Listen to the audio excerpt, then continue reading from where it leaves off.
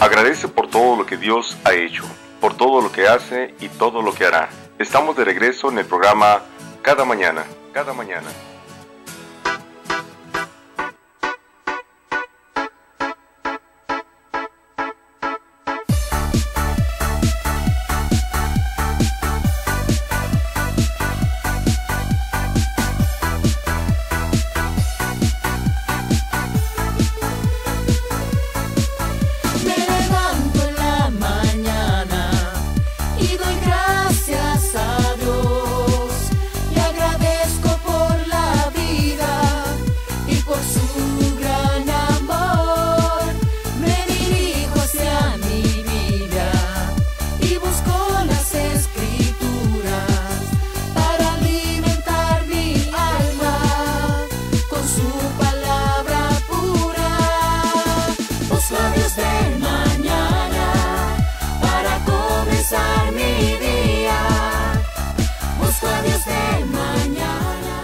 Bien, bueno, parece ser que ya Moramay ya despertó, así que bueno, gracias amigos por estar en sintonía con nosotros aquí en nuestro programa cada mañana los sábados aquí hasta tu hogar. Gracias y bueno, pues vamos a dar inicio con nuestro tema después de esta oración en la cual nos encomendamos a Dios para todo este día. Y la oración no tiene que ser esporádico, la oración es continua, la oración de todos los días. Así que, pues ahí están, mis amigos, ya hace un rato dijimos los teléfonos, para los que quieran, los que están sintonizándonos en la 800 AM y quieren vernos en vivo y a todo color, ya saben, koinoniaradio.org o tjcatólico.com.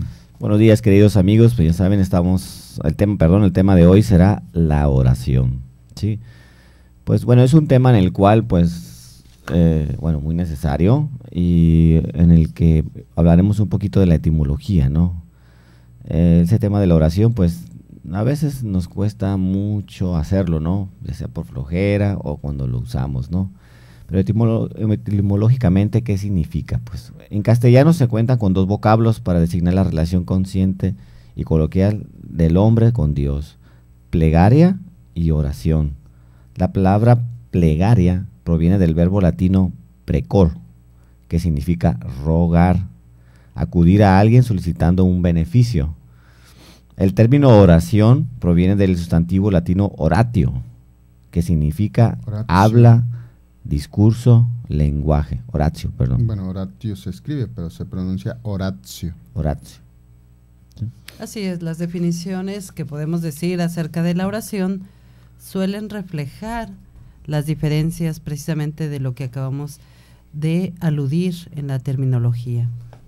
Por ejemplo, San Juan Damasceno lo considera como la elevación del alma a Dios y la petición de bienes convenientes, mientras que para San Juan se trata más bien de una conversación familiar y unión del hombre con Dios. Por eso no hay que perder de vista de que la oración es absolutamente necesaria para la vida espiritual, así como cuando nosotros adquirimos un vehículo, bueno, no podemos decir que el vehículo va a andar por sí solo, necesariamente necesita el combustible. Así es, el ser humano necesariamente necesita en su vida la oración, y hoy en día pareciera que el conflicto está en que el hombre de hoy, el ser humano de hoy, ya no ora. Pero quizá no, el problema no sea en sí la oración. Yo siempre he dicho, la oración es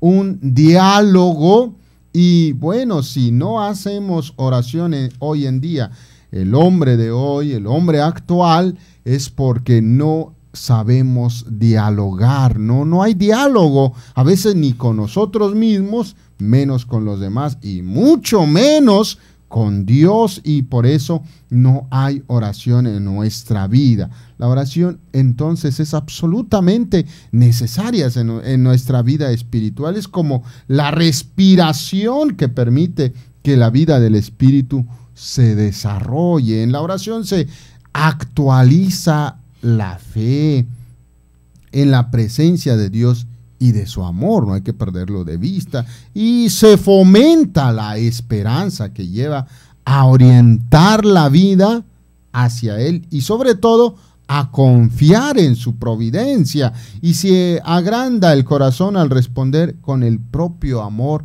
al amor divino.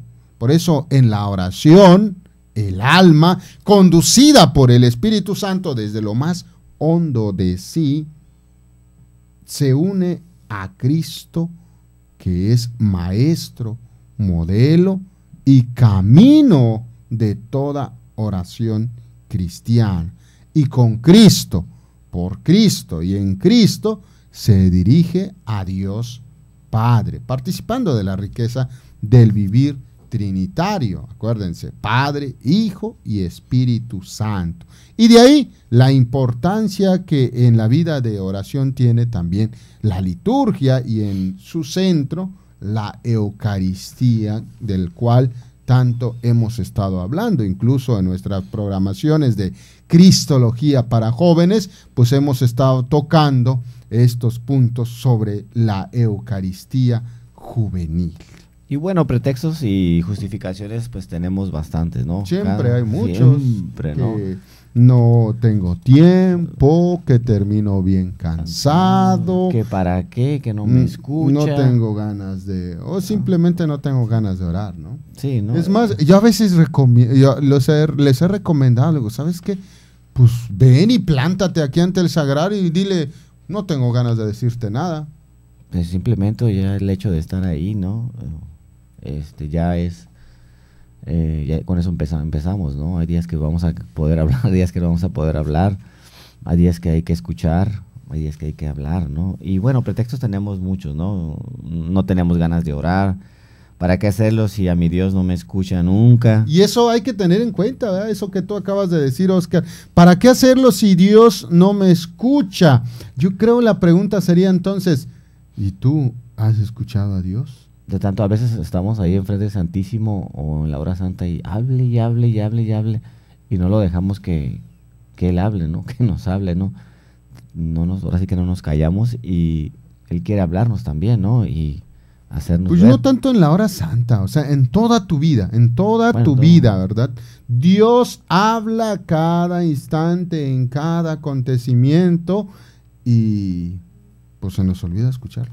Lo importante es pedirle a Dios nuestro Señor que nos dé esa capacidad, ¿no? Para oírlo, para comunicarnos, ¿no? Cómo nos habla Él por medio de la palabra, por medio de una persona, ¿no? Que nos dé esa capacidad para identificarlo, ¿no? Discernir cuándo es Él y cuándo no.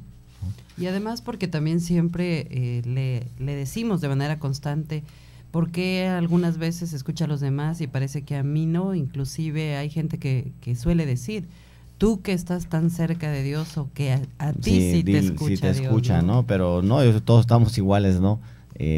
Simplemente pues... A todos nos escucha por igual. A toditos es igual, nada de que porque tenemos el privilegio de que podemos servir o algo, estar ahí, ¿no? No. Cada quien.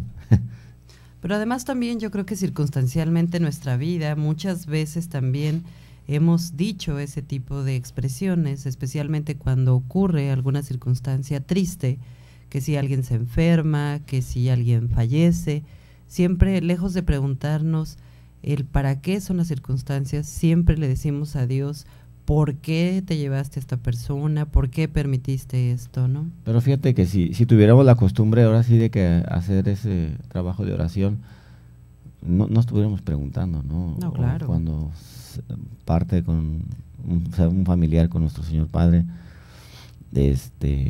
sería muy diferente, la verdad, ¿eh? Y ese testimonio lo daríamos en la funeraria con los familiares, ¿no? Porque, no sé, estaríamos preparados más. Claro. Y por ello dice que no hay nada más doloroso que descubrir la aparente ineficacia de la oración. Muchas veces decimos, no oro porque yo no veo resultados, porque probablemente no recibo lo que pido. Sin embargo, San Alfonso María de Ligorio, en un resumen de sus promesas bíblicas en su libro El gran medio de la oración, nos dice, todo cuanto pidáis en la oración, Creed que lo recibiréis y se hará sin falta. Si alguno pidiera en mi nombre, os lo concederá. Efectivamente, lo que les decía en la mañana, ¿verdad? Si nosotros decimos que hoy es un gran día, por supuesto, o sea, todo cuanto pidas a Dios, no porque si dices que es un mal día, Dios te conceda un mal día, sino porque tú eres el que está generando, está creando ese ambiente que no es muy, digamos, muy propicio, favorable para ti. Y digo, todos tenemos malos momentos, malos días, malos ratos, circunstancias difíciles, pero pues de todas esas experiencias hay que aprender. Yo cuando les digo al iniciar la Eucaristía, hay que darle gracias a Dios por todos los beneficios que hemos recibido, pero también hay que aprender a decirle gracias por los maleficios.